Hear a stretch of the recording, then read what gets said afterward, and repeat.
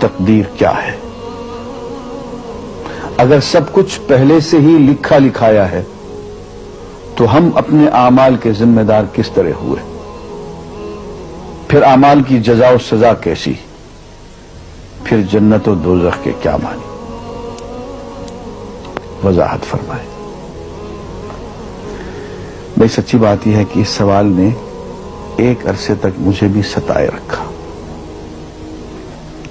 اور میں سوچتا رہا کہ اگر واقعی اللہ تعالیٰ نے پہلے سے ہی سب کچھ لکھ دیا ہے کہ میں اتنے بج کر اتنے منٹ میں بیٹھ کے یہاں پہ ایک لیکچر دوں گا، یہ تقریر کروں گا، اتنے بج کر اتنے منٹ میں نماز پڑھوں گا، اتنے بج کے اتنے منٹ میں فلاں کو گالی دوں گا، فلاں کو تھپڑ ماروں گا، یہ پہلے سے ایک میرا شیڈول مرتب ہے اللہ کے ہاں، لکھا لکھایا پروگرام چھپا چھپایا موجود ہے، میرے کا قصور؟ تو لکھنے والے کا قصور ہے؟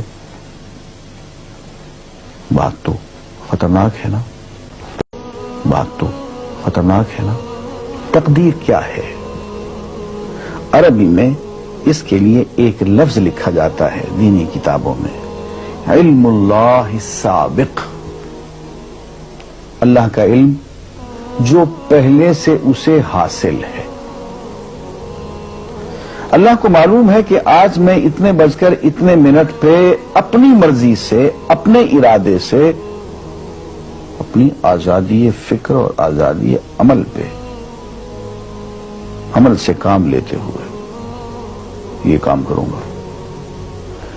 اب بھائی کام تو میں اپنی مرضی سے کر رہا ہوں، اپنی آزادی سے، اپنے ارادے سے کر رہا ہوں، لیکن اتنی سی بات تو مانو کہ اللہ تعالیٰ علام الغیوب ہے، علیم بذات الصدور ہے۔ مجھے اپنے بارے میں پتہ نہیں ہے کہ کل 10:10 پہ میں کیا کروں گا، اس کو پتا ہے۔ مجھے اپنے بارے میں پتہ نہیں ہے کہ میں 10 سال کے بعد کہاں ہوں گا، کیا کر رہا ہوں گا، فلاں بج کے فلاں منٹ، اس کو پتا ہے۔ اس کو میرے آزادانہ، خود مختارانہ، فری ول کے ساتھ کیے ہوئے اعمال کا پتہ ہے کہ میں اپنی مرضی سے، اپنے فری ول کے ساتھ، اپنے ارادے سے اتنے بج کر اتنے منٹ پہ کیا کروں گا۔ یہ اس نے اپنے ہاں لکھ رکھا ہے، اس لیے کہ اس کو پوری کائنات کا نظام چلانا ہے۔ اس کا علم جو ہے وہ صحیح ہے، لیکن اس کا علم میرے ارادے سے نہیں ٹکراتا ہے۔ یہ بات میں ایک مثال سے سمجھاؤں گا۔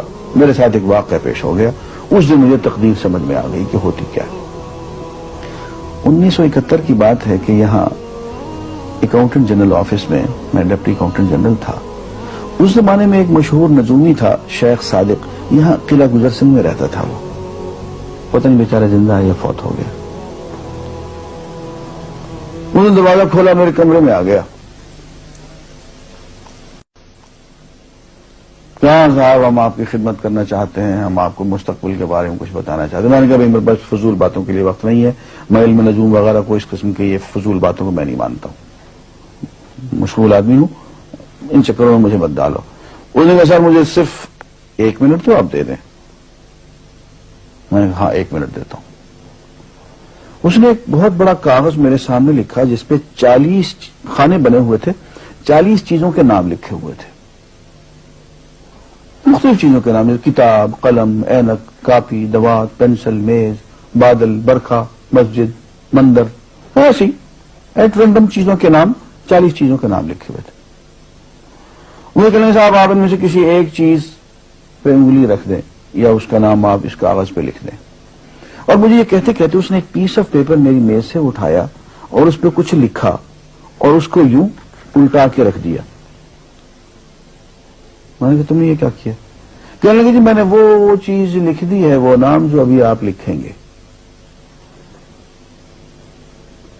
تو اب میں پریشان ہو گیا۔ تماشا کی بات ہے نا کہ جو چیز میں سوچ سوچ کے اپنے ارادے سے، اپنی مرضی سے ابھی لکھوں گا، اس نے پہلے جو لکھ کے وہاں رکھ چھوڑ دیے میرے سامنے۔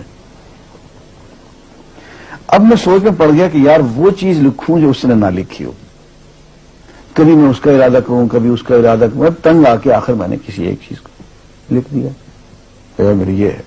اس نے جب وہ الٹایا تو وہ وہی چیز نکلی۔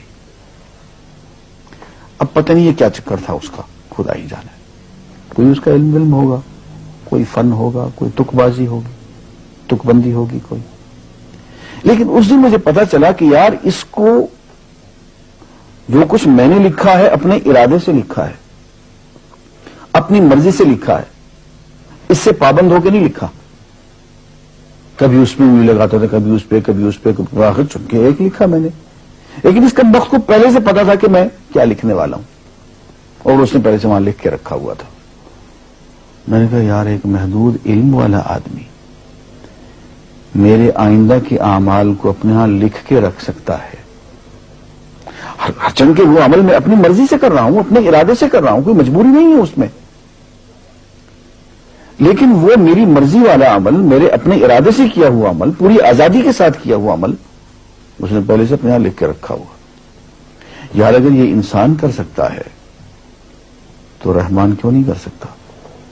اس نے میرے سارے اعمال جو میں آئندہ چل کے کرنے والا ہوں، وہ سارے کے سارے اعمال اس نے اپنے یہاں لکھ کے رکھے ہیں.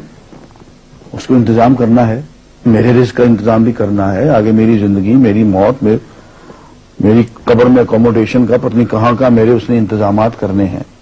تو میرے بارے میں اس نے سارا ڈیٹا کلیکٹ کر کے رکھا ہوا ہے اپنی انفارمیشن کے لیے کہ یہ اپنی مرضی سے کیا کیا کچھ کرے گا. تو اس کے لکھے ہوئے ہونے سے میری مرضی ختم نہیں ہوتی، میری ذمہ داری ختم نہیں ہوتی، میرا ارادہ، میری فری ول ختم نہیں ہوتی. یہی وجہ ہے کہ ہم جو اعمال کرتے ہیں اس میں سے اللہ تعالیٰ اس کی کچھ ذمہ داری ہم پہ ضرور ہوتی ہے. کچھ کام اللہ تعالیٰ کا ایک نظام ہے، اس میں شاید ہماری ذمہ داری نہ ہو، وہاں جبر ہو. لیکن کچھ اعمال ایسے ہیں جن میں خالصتاً ہمیں آزادی حاصل ہے، ہمیں اختیار حاصل ہے، ہم ان کے ذمہ دار ہیں، ہمیں ان پہ جزا ملے گی، ہمیں ان پہ سزا ملے گی، اللہ تعالیٰ بچائے. اور جزا ملے گی تو جنت ہوگی، سزا ملے گی تو دوزخ ہوگی. لیکن آزادی عمل اور ارادہ ضرور ہے. یہ الگ بات ہے کہ اللہ تعالیٰ کو پہلے سے ہی معلوم ہے کہ ہم اپنے ارادے سے اور اپنی آزادی اور اپنی مرضی سے ہم آج اور کل اور پرسوں اور سال بھر کے بعد اور 10-20 سال کے بعد ہم کیا کیا کریں گے اس کے ہاں لکھا ہوا ہے. وَعِندَهُ عِلْمُ الْكِتَابِ، اس کے ہاں سب کچھ لکھا ہوا ہے. لیکن ہم جو کرتے ہیں اپنے ارادے سے کرتے ہیں اور اس کے ذمہ دار ہیں. وآخر دعوانا الحمدللہ رب العالمین.